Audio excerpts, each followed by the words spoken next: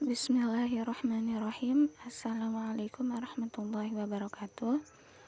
Saya Zuriatul Laila dari kelas D, semester 4, jurusan Tadris Matematika, Fakultas Tarbiyah dan Keguruan, Universitas Islam Negeri Mataram. Tujuan saya membuat video ini untuk memenuhi tugas pada mata kuliah Strategi Pembelajaran Matematika dengan dosen pengampu Bapak Ervin Effendi MPD, yang dimana saya akan mengulas materi yang pertama yaitu tentang teori belajar, yang kedua objek-objek pembelajaran matematika, materi yang ketiga pendekatan pembelajaran, dan materi yang terakhir adalah realistic mathematics education.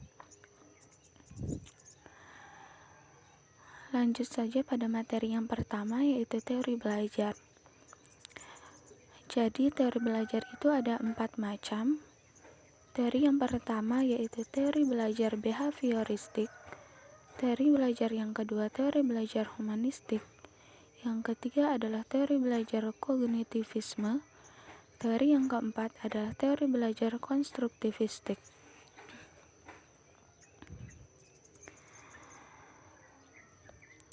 Teori yang pertama yaitu teori belajar behavioristik. Menurut teori behavioristik, belajar adalah perubahan tingkah laku sebagai akibat dari adanya interaksi antara stimulus dan respon. Dengan kata lain, belajar merupakan bentuk perubahan yang dialami siswa dalam hal kemampuannya untuk bertingkah laku dengan cara yang baru sebagai hasil interaksi antara stimulus dan respon. Seseorang dianggap telah belajar sesuatu jika ia dapat menunjukkan perubahan tingkah lakunya. Sebagai contoh, misalkan siswa belum dapat berhitung perkalian, walaupun ia sudah berusaha giat dan gurunya sudah mengajarkan dengan tekun, namun jika anak tersebut belum dapat mempraktikkan perhitungan perkalian, maka ia belum dianggap belajar, karena ia belum dapat menunjukkan perubahan perilaku sebagai hasil belajar. Teori belajar yang kedua adalah teori belajar humanistik. Menurut teori humanistik, proses belajar harus dimulai dan ditunjukkan untuk kepentingan memanusiakan manusia itu sendiri. Oleh sebab itu, teori belajar humanistik sifatnya lebih abstrak dan lebih mendekati bidangan kajian filsafat, teori kepribadian, dan psikoterapi daripada bidang kajian psikologi belajar. Teori humanistik sangat mementingkan isi yang dipelajari daripada proses belajar itu sendiri.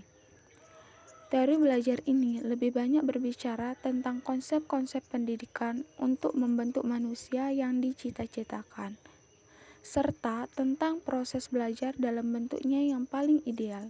Dengan kata lain, teori ini lebih tertarik pada pengertian belajar dalam bentuknya yang paling ideal daripada pemahaman tentang proses belajar sebagaimana apa adanya, seperti yang selama ini dikaji oleh teori-teori belajar lainnya. Lanjut pada teori belajar yang ketiga adalah teori belajar kognitivisme. Teori belajar kognitif berbeda dengan teori belajar behavioristik. Teori belajar kognitif lebih mementingkan proses belajar daripada hasil belajarnya. Para penganut aliran kognitif mengatakan bahwa belajar tidak sekedar melibatkan hubungan antara stimulus dan respon. Tidak seperti model belajar behavioristik yang mempelajari proses belajarnya hanya sebagai hubungan stimulus dan respon. Model belajar kognitif merupakan suatu bentuk teori belajar yang sering disebut sebagai model perseptual. Model belajar kognitif mengatakan bahwa tingkah laku seseorang ditentukan oleh persepsi serta pemahamannya tentang situasi yang berhubungan dengan tujuan belajarnya. Belajar merupakan perubahan persepsi dan pemahaman yang tidak selalu dapat terlihat sebagai tingkah laku yang nampak. Teori belajar yang keempat adalah teori belajar konstruktivistik. Konstruksi pengetahuan menurut Lev Vygotsky Teori belajar kokonstruktivistik merupakan teori belajar yang dipelopori oleh Lev Vygotsky. Teori belajar kokonstruktivistik atau yang sering disebut sebagai teori belajar sosiokultur merupakan teori belajar yang titik tekan utamanya adalah pada bagaimana seseorang belajar dengan bantuan orang lain dalam suatu zona keterbatasan dirinya, yaitu zona proximal development atau ZVD atau zona perkembangan proksimal dan mediasi, di mana anak dalam perkembangannya membutuhkan orang lain untuk memahami sesuatu dan memecahkan masalah yang dihadapinya.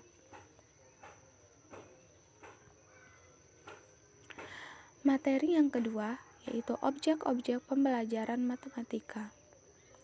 Jadi, kajian objek pembelajaran matematika sekolah meliputi 4 cakupan. Yang pertama yaitu fakta, yang kedua konsep, yang ketiga prinsip, dan yang keempat keterampilan. Kajian fakta memberikan kemampuan membedakan antara kebenaran sebagai semufakatan dan kebenaran yang didapat secara konsistensi. Kajian konsep memberikan kemampuan contoh beberapa macam definisi. Kajian prinsip memberikan kemampuan contoh prinsip dan menentukan kapan suatu prinsip diajarkan sebagai prinsip dan kapan diajarkan sebagai fakta. Kajian penalaran memberikan kemampuan menyebutkan ciri-ciri penalaran deduksi, ciri-ciri penalaran induksi, dan ciri-ciri penalaran ilmiah. Kajian pemecahan masalah memberikan kemampuan menyebutkan 4 langkah pemecahan masalah dan memberikan strategi pemecahan masalah.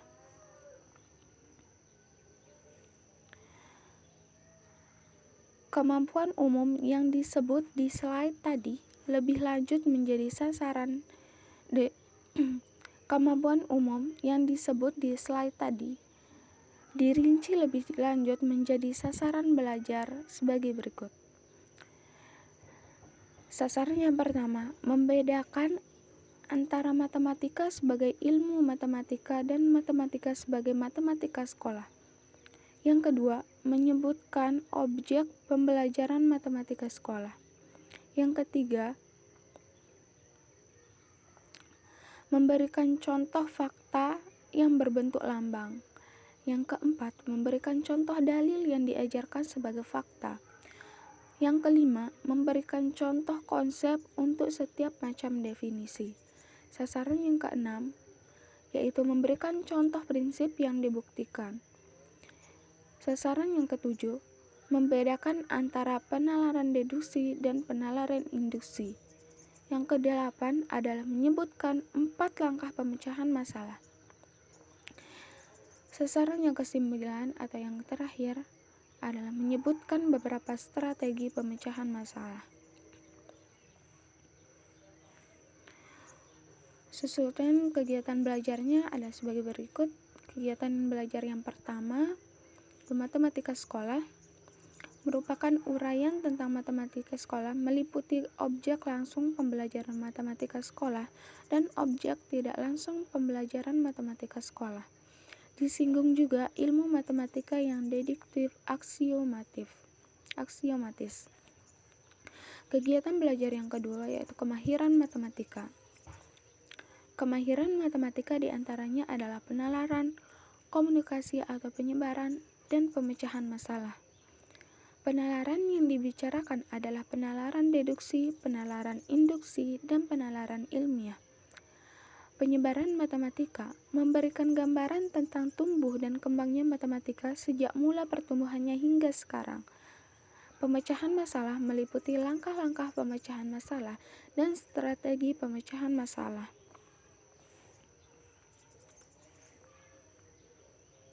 Yang pertama itu penalaran. Penalaran dibagi menjadi 3, penalaran dengan metode deduksi, yang kedua penalaran dengan metode induksi, dan yang ketiga penalaran dengan metode ilmiah. Yang pertama, penalaran dengan metode deduksi Penalaran dengan metode deduksi adalah penalaran menarik kesimpulan dari pernyataan yang berlaku umum diberlakukan kepada keadaan khusus. Penalaran yang kedua, yaitu penalaran dengan metode induksi, adalah penalaran menarik kesimpulan dari pernyataan yang berlaku khusus yang didapat dari beberapa kali pengamatan diberlakukan secara umum. Penalaran yang ketiga adalah penalaran dengan metode ilmiah, adalah penalaran yang merupakan rangkaian penalaran deduksi dan penalaran induksi yang dilakukan berulang kali. Kemudian komunikasi atau penyebaran. Pada masa awal perkembangannya matematika memiliki objek benda-benda nyata di kehidupan sehari-hari di sekeliling kita.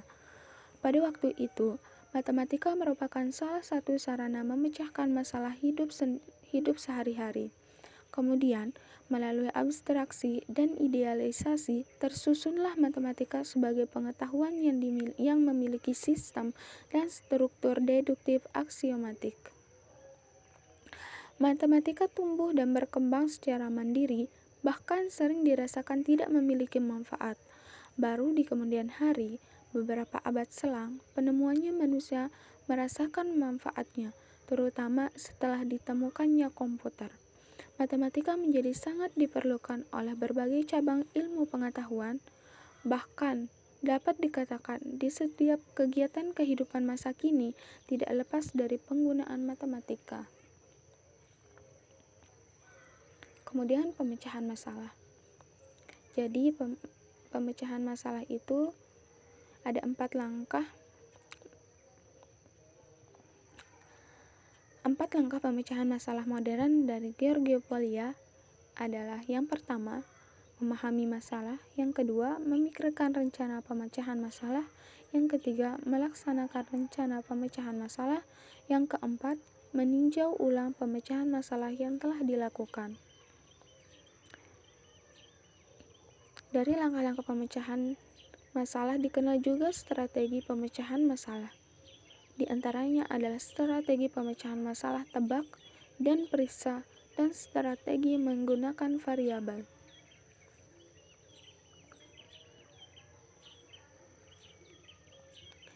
Lanjut pada materi pendekatan.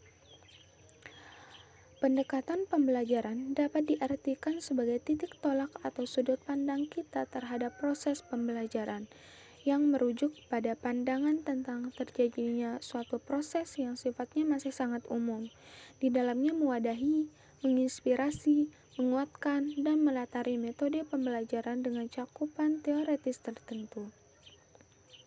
Dilihat dari pendekatannya, pembelajaran terdapat 2 jenis pendekatan. Pendekatannya pertama yaitu pendekatan pembelajaran yang berorientasi atau berpusat pada siswa. Pendekatan yang kedua yaitu pendekatan pembelajaran yang berorientasi atau berpusat pada guru. Dalam proses pembelajaran dikenal beberapa istilah yang memiliki kemiripan makna, sehingga seringkali orang merasa bingung untuk membedakannya. Istilah-istilah tersebut yaitu yang pertama, pendekatan pembelajaran; yang kedua, strategi pembelajaran; yang ketiga, metode pembelajaran; yang keempat, teknik pembelajaran; yang kelima, taktik pembelajaran; dan yang keenam, model pembelajaran. Langsung saja pada pengertian teknik pembelajaran. Teknik pembelajaran dapat diartikan sebagai cara dilakukan seseorang dalam mengimplementasikan suatu metode secara spesifik. Misalkan, penggunaan metode ceramah pada kelas dengan jumlah siswa yang relatif banyak membutuhkan teknik sendiri, yang tentunya secara teknis akan berbeda dengan penggunaan metode ceramah pada kelas yang jumlahnya siswanya terbatas.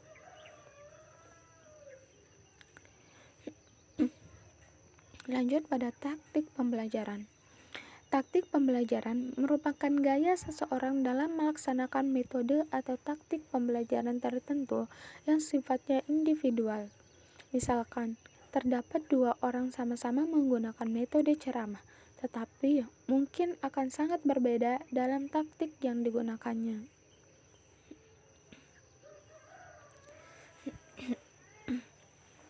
Lanjut pada materi yang terakhir, yaitu materi Realistic Mathematics Education.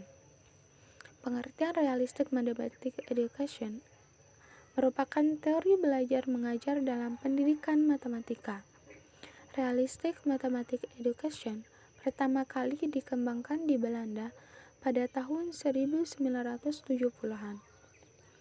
Realistic Mathematics Education atau RME merupakan pendekatan dalam pendidikan matematika, diadaptasi di beberapa sekolah di Amerika Serikat.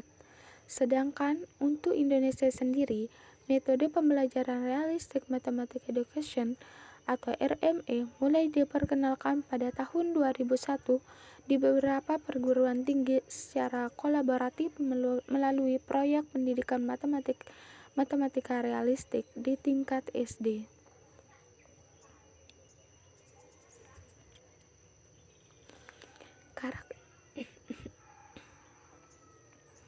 Karakteristik Realistic Mathematics Education yaitu ada 5 karakteristik. Yang pertama, penggunaan konteks.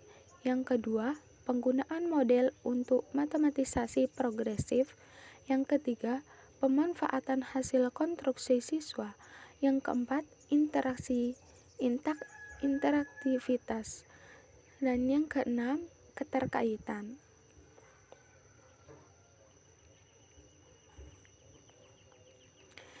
Jadi, itulah ulasan dari materi tentang teori belajar, objek pembelajaran matematika, pendekatan pembelajaran, dan yang terakhir tadi Realistic Mathematics Education.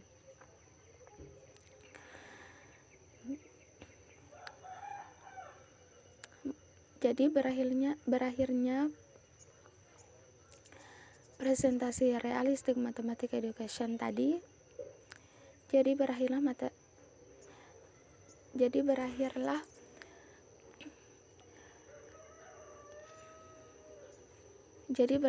presentasi tadi. Mohon maaf jika ada kesalahan.